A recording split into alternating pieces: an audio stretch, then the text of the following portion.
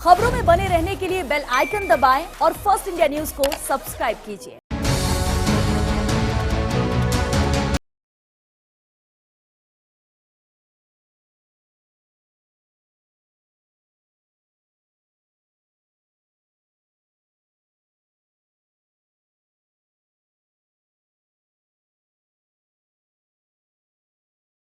नमस्कार, बहुत स्वागत है आपका फर्स्ट इंडिया न्यूज पर। आपके साथ मैं हूं श्वेता मिश्रा।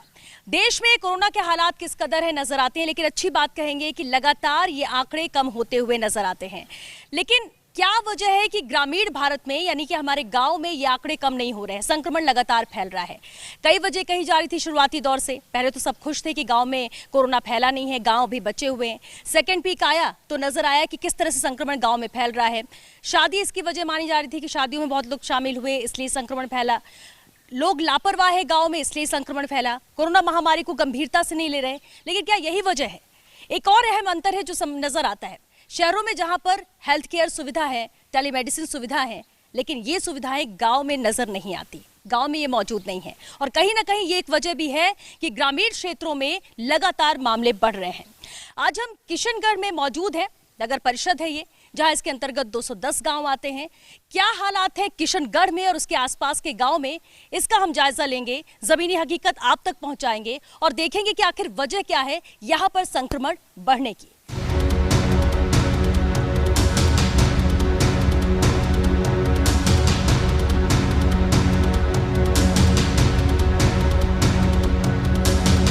चलिए किशनगढ़ से 30 किलोमीटर आगे अराई गांव चलते हैं, जहां पर करीब 15,000 की आबादी है। लेकिन वहां पर व्यवस्थाएं क्या उस लिहाज से हैं?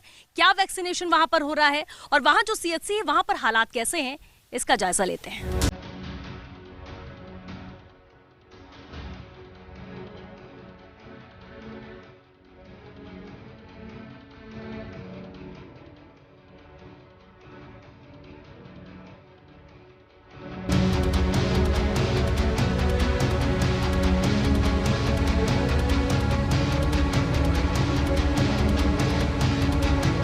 अराई की सीएचसी में इस वक्त हम मौजूद हैं। वैक्सीनेशन को लेकर यहाँ पर जानकारी लेते हैं, क्योंकि यहाँ पर लोगों को वैक्सीन भी लग रही है। मैम, आज कितने लोगों को वैक्सीन लग चुकी है? 124। और रोजाना होता है क्या यहाँ पर वैक्सीन लगती है? हाँ, 3 दिन हो गए ऑनलाइन चल रहा काम। 3 दिन ऑनलाइन। 18+ भी लग रहा है, जो रजिस्ट्रेशन हो रहा है, जिनका रजिस्ट्रेशन जो स्लॉट आ रहे हैं ना उनके हो रहे हैं। क्योंकि दूसरे गांव में अब तक हम जितने भी गांव में गए हैं ना, किसी में भी 18+ नहीं लग रहा है, 45 के ऊपर ही लग रहा है। तो क्या अराई गांव में 18+ लगा चुके हैं? 18 से 44 के बीच? हाँ, 18 से 44 वाला ऑनलाइन स्लॉट जिसको दे रहे हैं और आवंटित हो रही है सीएचसी अराई, उनको लग रहा है। क्योंकि वो मिल नहीं पा रहा है लोगों को। रजिस्ट्रेशन तो होता है लेकिन आपको मिल नहीं पा रहा है उसमें, मतलब अपॉइंटमेंट उसका रजिस्ट्रेशन। हाँ, अराई में हो रहा है। अच्छा, वैक्सीनेशन तो हो रहा है, लेकिन दूसरे कोविड की व्यवस्थाएं हैं क्या यहाँ पर? कोविड पेशेंट भर्ती हो रहे हैं ना, कोविड वार्ड बना हुआ है, यहाँ बना हुआ है, पूरे इंतजाम है? हाँ हाँ, पूरे इंतजाम। अच्छा, पूरे इंतजाम ये कह रहे हैं। आप बताइए जरा कि इस सीएचसी में क्या पूरे इंतजाम है? क्योंकि अराई 15,000 की आबादी है, वैक्सीन भी यहाँ पर लग रही है। इंतजामों को लेकर, अस्पताल को लेकर सच सच बताइए। मैं ग्राम पंचायत देवपुरी सरपंच हरिराम चुंडीवाल। यहाँ अराई पंचायत समिति में डॉक्टर साहब है, 2 है या 3 है। यहाँ मरीज आता है, 5 मिनट देखते हैं, उसको रेफर कर देते हैं किशनगढ़ के लिए। किशनगढ़ जाओ, किशनगढ़ से अजमेर कर देते हैं, कोई देखने के लिए नहीं है। आज ग्राम पंचायत 18 से कह रहे हैं भाई गाँव में हम वैक्सीन लग रही है। 18 से उम्र में गांव में अनपढ़ है, सब पढ़े लिखे कोई भी नहीं है। कौन ऑनलाइन कराएगा? वहाँ कोई भी नहीं जा रहा आज तक। तो फिर ये तो बोल रहे हैं कि रजिस्ट्रेशन हो रहा है, लोग यहाँ कर रहे हैं। तो पंचायत यहाँ बैठे हैं, तहसील हेडक्वार्टर पे बैठे हैं। गाँव में 110 गाँव लगते हैं तहसील में, तो कौन जा रहा है गाँव में? कोई भी नहीं जा रहा है वैक्सीन लेके, कोई भी नहीं। अच्छा, यानी आप ये कह रहे हैं कि क्योंकि ये सीएचसी है, यहाँ के लोग आ रहे हैं, लेकिन 110 गांव जो आसपास के जिनके लिए सीएचसी ये है, वो नहीं आ पा रहे हैं। 110 गांव है ना, छोटे मोटे अराई पंचायत। अच्छा, आप बताइए जरा कि वैक्सीन क्या 45+ लग चुकी है? लोग अवेयर हैं, लोग जागरूक है कि हमें वैक्सीन? 45 से भी पूरे अभी तक कंप्लीट नहीं हुए। नहीं, लोग जागरूक है कि उन्हें वैक्सीन लगवाना है। लगवाने के लिए जरूरी है ना, सभी सारे सब जा रहे, किसी को डर तो नहीं है? नहीं, कोई तकलीफ नहीं है। अच्छा, आप इस सीएचसी की बात करें, अब जब 110 गांव इसके अंतर्गत आते हैं, जिनके लोग यहाँ पहुँचते हैं, कोविड को लेकर क्या इंतजाम है? क्या गांव-गांव सर्वे हो रहा है? क्या टेस्टिंग हो रही है? नहीं, अभी तो कुछ भी नहीं हो रही है, कोई गांव में नहीं है। मैं खुद ग्राम पंचायत सरपंच हूँ देवपुरी, कोई भी आज तक मेरे को कोई सूचना नहीं है। इस अस्पताल कोई अधिकारी दे रहे हैं भाई आपको सरपंच साहब चलो हमारे साथ, कोई भी नहीं दे रहे। और बाकी आसपास के गांव में क्या टेस्टिंग का भी कुछ नहीं है इंतजाम? अभी तो नहीं है। तो फिर पॉजिटिव किस अरे में आते हैं वापस रेफर कर देते हैं आप बस। लेकिन लोगों को पता कैसे चलेगा? अच्छा आप दिखा, एक मिनट, आपने कहा कि सीएचसी ये है, यहाँ पर इंतजाम नहीं हाँ तो है। बता, हाँ देखो हाँ, आप, लेकिन आप बोल रहे कि अस्पताल में कोई इंतजाम नहीं है। ये हाँ, अच्छा ये तो सामान्य हो गया, यहाँ पर कोई कोविड सेंटर अलग से बना है क्या? नहीं यहाँ तो हमने नहीं देखा, अभी कोई मना दिया हो तो कोई पता नहीं। हाँ, अभी कैसे अचानक? ये तो अब अप्रैल से चल रहा है, 1.5 महीने से अभी ज़्यादा तक हो तो गया। कुछ भी नहीं है, कोविड सेंटर नहीं है अभी तक। कोविड सेंटर यहाँ पर नहीं है। हाँ बिल्कुल। तो ये कितने टाइम हो गया सीएचसी को? इसको तो हो गए कम से कम 4-5 साल हो गए। 4-5 साल हो गया। और ये बना भी है, व्यवस्थाओं की बात की जाए, आपने कहा कि किसी को कोई भी आता है उसको सीधे रेफर कर देते हैं। रेफर करते हैं यहाँ से, बिल्कुल तुरंत रेफर करते हैं। बुखार चढ़ी उसको भी सही चेक नहीं कर सकते और तुरंत उसको रेफर कर देते हैं, चलो चलो चलो चलो। भाई यहाँ तो पूरा खाली लग रहा है, कोई है भी नहीं। कितने बजे तक लोग बैठते हैं? कुछ भी नहीं है, देख लो आप, यहाँ है अभी। डॉक्टर सामने जी जी, आप बताइए। मैं यहाँ हूँ, यहाँ इमरजेंसी में भी हूँ। उधर यहाँ पे कोविड वार्ड बना रखा है, उसमें भी हूँ।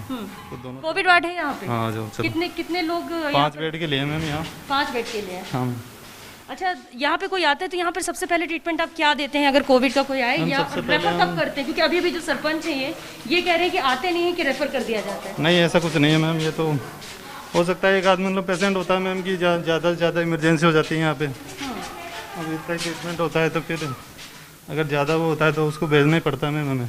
सीरियस होता है? ऐसा कुछ नहीं है कि जो हम सबको भेज देते हैं। डिलीवरियाँ भी होती है, सारा ही होता है इधर से। ये क्या, ये कोविड सेंटर बनाया आपने? हाँ मैम। पेशेंट कितने हैं अभी? मैम अभी तो कोई नहीं है, कल था तो कल मतलब 3-4 दिन तक एडमिट रहा था एक पेशेंट, फिर उसका इम्प्रूवमेंट नहीं हो रहा था। ठीक है। उसकी वजह से उसको कल हमने अच्छा, लेकिन एक बात बताइए, यहाँ पर इंतजाम किस लेवल तक के हैं कोविड को मैम लेकर? ठीक ये है। बेड तो है, दवाइयाँ आप देते होंगे, उसके अलावा? के लिए मैम बेड आ गया, उसके अलावा क्या? मतलब दवाइयाँ हैं, ऑक्सीजन कंसनट्रेटर है मैम, सभी है। ये आप बोल रहे हैं? हाँ यहाँ मतलब कोई पेशेंट ही नहीं है अभी, कोई हाँ भी मैम, पॉजिटिव तो नहीं? मतलब ये होता है कि मैम वहाँ पे हम देखते हैं कि सेचुरेशन क्या है क्या नहीं है, फिर उस हिसाब से एडमिट करना पड़ता है यहाँ पे।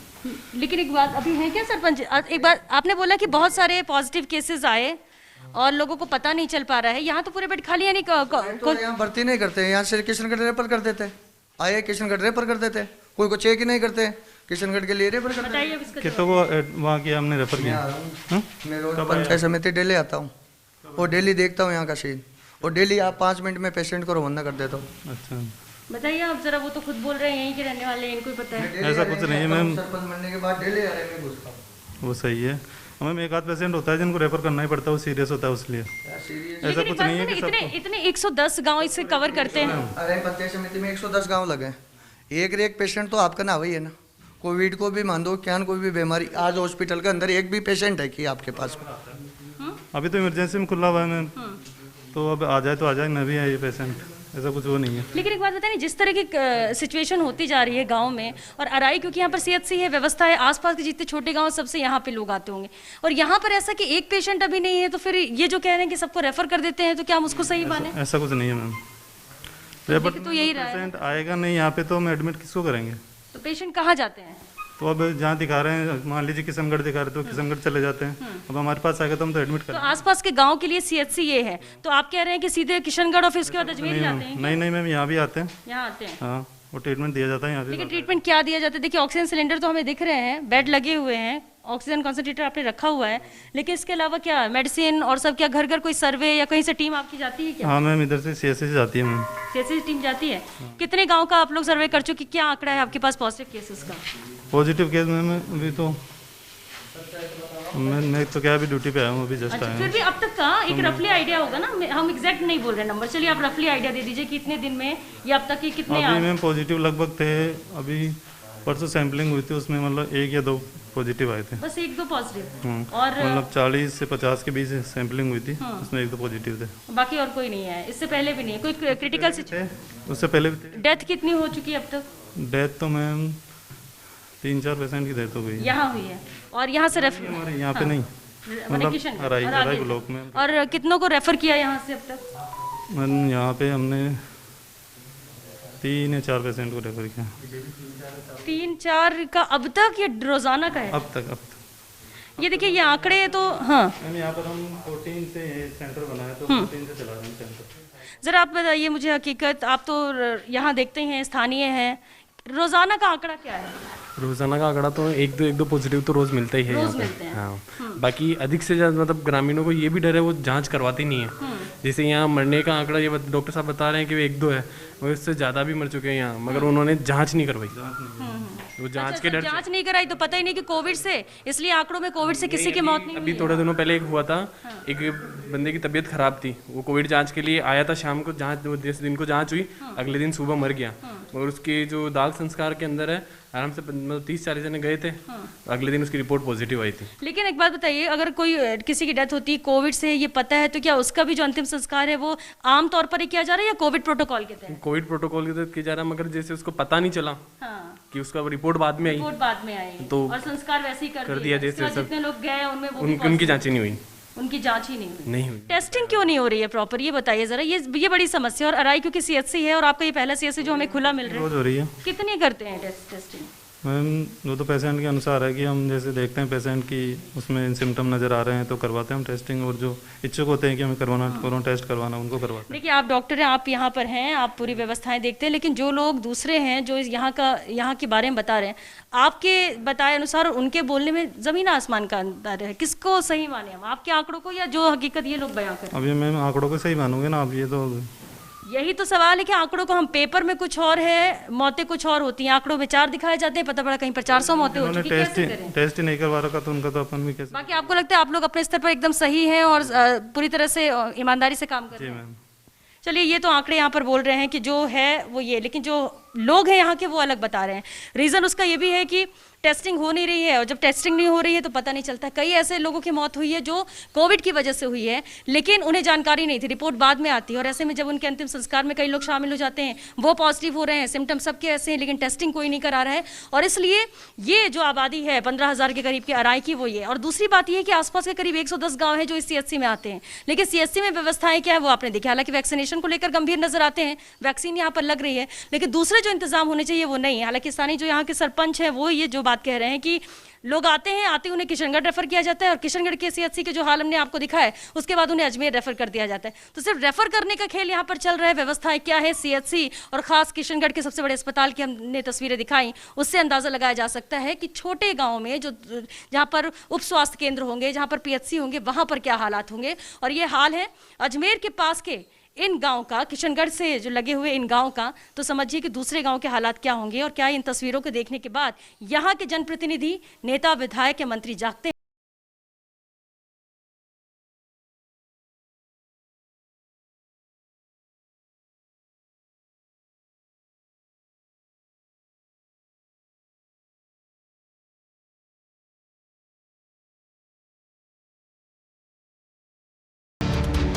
तस्वीरें आगे भी आपको दिखाएंगे कुछ और अहम गांव की, लेकिन फिलहाल रुकेंगे एक छोटे से ब्रेक के लिए। जल्द हाजिर होते हैं इस ब्रेक के बाद।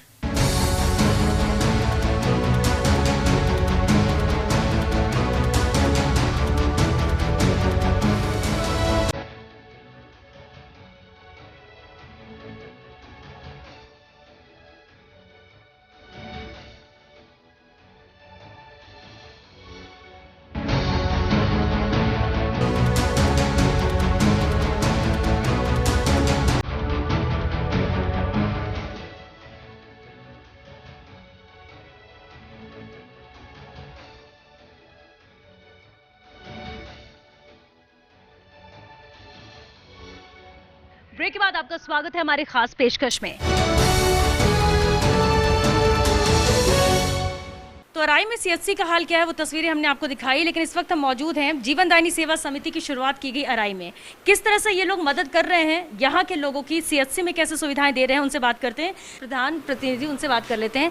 जरा आप ये बताइए कि हम सीएचसी में हमने देखा वहाँ पर व्यवस्थाएं नहीं थी, आप लोग ने इसकी शुरुआत कैसे की, कैसे आप लोग व्यवस्थाएं वहाँ पर ठीक करने की कोशिश कर रहे हैं? मैडम, इस बीमारी की महामारी को देखते हुए हमारे यहाँ नौजवान 2 साथी थे, मनोज कुमार भंडिया और नवीन जोशी ने सोशल मीडिया पर कोविड वार्ड चालू होने की जैसे हमें संभावना बनी तो हमें सीएचसी को आवश्यक सुविधाएं उपलब्ध करवाने और कोविड वार्ड को सफलतापूर्वक संचालन हो सके, इसके लिए हमने एक जीवनदायिनी सेवा समिति के नाम से यहाँ समिति बनाई। उसमें भामाशाहों के सहयोग से हमने आवश्यक जो भी हॉस्पिटल में कोविड वार्ड के लिए आवश्यक चीज़ें थी वो हमने परचेज करके उनको देने का निश्चय किया, और उसमें हमारे अराई के सभी भामाशाहों का अथक सहयोग रहा। उसमें 2 कंसल्टेटर हमारी समिति ने आज के 7 दिन पहले परचेज करके दे दिए, जिसकी डिलीवरी मिल गई है।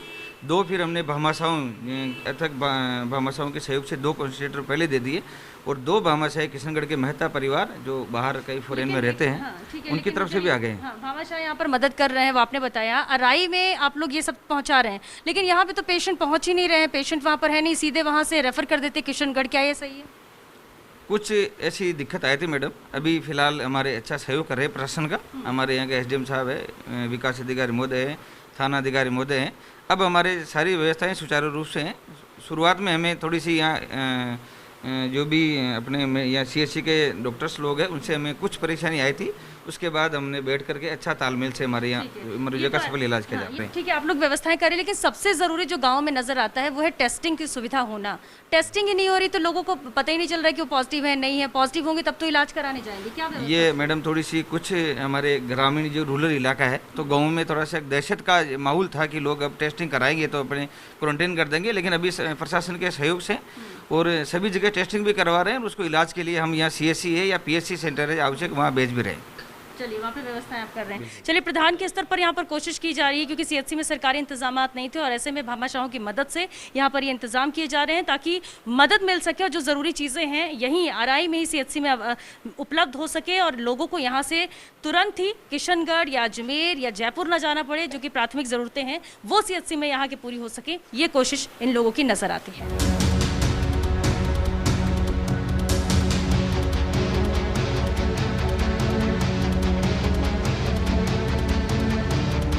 हम अराई के इस वक्त एक परिवार के बीच में मौजूद हैं। बहुत दुखद, देखिए, ब्लैक फंगस प्रदेश में एंट्री करता है। उससे पहले कोरोना महामारी से सब लड़ रहे थे, अचानक ब्लैक फंगस का मामला सामने आता, और पहला मामला जो आया था वो अराई के गांव से ही था। यहाँ से अजमेर और फिर जयपुर ले जाया गया, लेकिन उन्हें बचाया नहीं जा सका।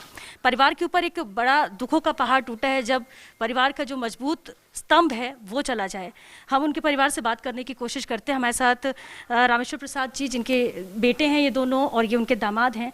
जानना ही चाहेंगे कि वो कोविड पॉजिटिव थे, ब्लैक फंगस का पता कैसे चला, कैसे आप लोग ने इलाज कराया? माना कोशिश बहुत की लेकिन बचाया नहीं जा सका। पहले यहाँ स्थानीय चिकित्सालय में उनकी जांच करवाई गई, जो कि सेकेंड वीक में, थर्ड वीक में अप्रैल की करवाई गई थी। उनको बुखार वगैरह हुआ था, तो आमतौर पर ये देखा जाता है बुखार में 2-3 दिन दवाई दी जाती है, तो उनकी जांच वाँच करवाई थी यहाँ से। लेकिन जब ये लगा कि उनको बुखार वगैरह तेज़ हो गया है, तो 23 तारीख को हमने 23 अप्रैल को नीरज गुप्ता जी को दिखाया था।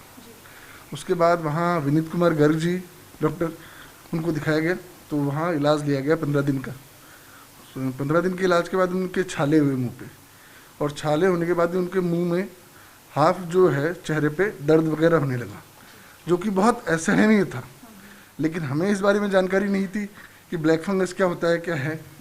हमारे इन बड़े साले जी ने अपना सर्च किया, फिर जाके हमें 11 तारीख को थोड़ा सा इस बारे में पता लगा, तो हम 12 तारीख को जेलन गए।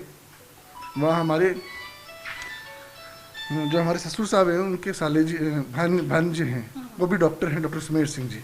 उनके मार्गदर्शन में हमने डॉक्टर दिग्विजय सिंह जी रावत से परमिशन करके एडमिट करवाया गया, और 12 मई को एडमिट करवा दिया गया। उसके बाद 13 तारीख को मॉर्निंग में पॉजिटिव आ जाते हैं। तो फिर वहाँ पॉजिटिव होने के बाद उन्होंने अपने कहा कि यहाँ ऑपरेशन वगैरह कुछ हो नहीं सकता। उसके बाद 13 तारीख को हमें रेफ़र किया गया, तो हम यहाँ जयपुर में जैन ईएनटी सेंटर गए। जैन ईएनटी सेंटर में डॉक्टर सतीश जैन साहब के मार्गदर्शन में हमने डॉक्टर सीकेएस हॉस्पिटल में एडमिट करवाया। वहाँ हमारी 14 तारीख को सर्जरी हुई। सर्जरी बहुत बेहतरीन हुई, डॉक्टर्स का बहुत अच्छा सहयोग रहा। 18 तारीख को रात को हमारे साले जी वहाँ थे, दोनों थे। अचानक बहुत बड़ा, अब उस समय क्या हुआ, क्योंकि ये भी बच्चे थे, लेकिन बाद में हमें बताया गया कि ये कार्डिक अटैक है। 18 की रात को कार्डिक अटैक आने के बाद में सुबह 19 की मॉर्निंग को भी कार्डिक अटैक आया, और 2 दिन तक उन्होंने प्रयास किए डॉक्टर्स ने, और 20 तारीख को मॉर्निंग को 9:30-10 बजे उनकी डेथ हो गई। हाँ जी। लेकिन आप लोग को पता कैसे लगा? क्या डॉक्टर्स ने डायग्नोस कर लिया था कि ये ब्लैक फंगस है? डॉक्टर दिग्विजय सिंह जी रावत ने यहाँ पे काफ़ी कुछ डायग्नोस कर लिया था, लेकिन जवाहरलाल नेहरू चिकित्सालय में एक लिमिटेशंस थी, क्योंकि कोविड पॉजिटिव होने से उस समय की हालात में नहीं हो पा रहा था इलाज। तो फिर हमें बेहतर इलाज के लिए आगे रेफ़र किया गया था। लेकिन पॉजिटिव होते ही ब्लैक फंगस पता चला या पॉजिटिव से नेगेटिव हो चुके थे वो? नहीं, उस समय 13 तारीख को तो पॉजिटिव थी और उससे पहले ब्लैक फंगस हो चुका था। हाँ जी। ये आप लोग ने बहुत कुछ देखा ब्लैक, लेकिन आपको उस समय तक कोई जानकारी नहीं थी, ना कोई मामले आपने सुने थे क्या इससे पहले आपके नहीं, ससुर जी सुने को? तो कहीं नहीं थे। कहीं नहीं सुना सुना था। था। कुछ उम्मीद डॉक्टरों ने जगाई थी कि नहीं ऑपरेशन के बाद ठीक हो सकते हैं? बिल्कुल उम्मीद जगाई थी। डॉक्टर सतीश जैन साहब का बहुत बड़ा सहयोग रहा और उन्होंने हर पल हमारा साथ दिया और उसमें हमारे बड़े भाई साहब सुमेर सिंह जी का बड़ा सहयोग रहा और उसके बाद भी अंतिम समय तक डॉक्टर सतीश जैन साहब सीकेएस हॉस्पिटल में बहुत प्रयास किए। उसके लिए हम आभारी रहेंगे। हालांकि ईश्वर के आगे हमारी कुछ नहीं चली सर। नहीं चली, बिल्कुल। और सबसे पहले तो यहीं पर दिखाया था सीएचसी या सीधे आप उनको किशनगढ़ ही लेकर गए थे? नहीं, किशनगढ़ अजमेर लेके गए थे। अजमेर लेकर गए, सीधे यहाँ से अजमेर अजमेर लेके गए और वहाँ से फिर जयपुर। थे, जयपुर लेके गए थे। तो देखिए ये वो परिवार है, हालांकि अभी हाल ही में परिवार के सबसे मजबूत स्तंभ को इन्होंने खोया है और इसलिए कोशिश किस तरह से की उन्होंने बताया। और समझिए कि ये जानकारी नहीं थी कि ब्लैक फंगस जैसी भी कोई बीमारी है, ये इतनी घातक हो सकती है, कैसे सिम्टम्स होते हैं। और इसलिए लगातार बार बार लोगों को जागरूक भी किया जा रहा है प्रदेश में भी कि इस तरह के सिम्टम्स अगर आए तो आप वक्त रहते इलाज कराइए। इन्होंने भी इलाज करवाया था, उनका ऑपरेशन हुआ, ऑपरेशन सफल रहा, लेकिन इसके बाद कार्डियक अटैक आया और उन्हें बचाया नहीं जा सका। तो ये दुख ज़रूर इस परिवार का है, लेकिन ऐसा ही दुख कितने ही परिवारों को प्रदेश में मिल रहा है इस महामारी की वजह से। और न सिर्फ कोरोना और उसके बाद ब्लैक फंगस जिस तरह से कहर ढारा है, उससे बचाव की भी बहुत ज़रूरत है और कोशिशें यहाँ पर हालांकि सरकारी स्तर पर की जा रही है, लेकिन अलर्ट रहने की ज़रूरत आप सभी को है। सीएचसी की तस्वीर आपने देखी, अराई की तस्वीरें देखी, जहां पर भी कम से कम 100 गांव के आसपास के लोग यहां पर पहुंचते हैं, लेकिन जैसे ही वो पहुंचते हैं उन्हें किशनगढ़ और उसके बाद अजमेर रेफर कर दिया जाता है। क्या इस तरह से हम कोविड की जंग जीत पाएंगे, खासतौर से ग्रामीण क्षेत्रों में? बिल्कुल नहीं। अब कहीं ना कहीं गंभीरता से इन मामलों को लेना होगा। ये जो एहतियात बरतने की बात बार बार कही जाती, गांव के लोग जागरूक नहीं, उससे ज्यादा जरूरत यहाँ पर संसाधनों की है, यहाँ पर व्यवस्थाएं ठीक करने की है, प्रॉपर मैनेजमेंट की है। तब कहीं जाकर ये कोविड की जंग हम जीत पाएंगे और गाँव में फैलते संक्रमण को रोक पाएंगे। चलिए इसी के साथ हमें दीजिए इजाजत, आज बस इतना ही, लेकिन फिर हाजिर होंगे कुछ और अहम जिलों की, कुछ और गाँव की तस्वीर आपके सामने लेकर। नमस्कार।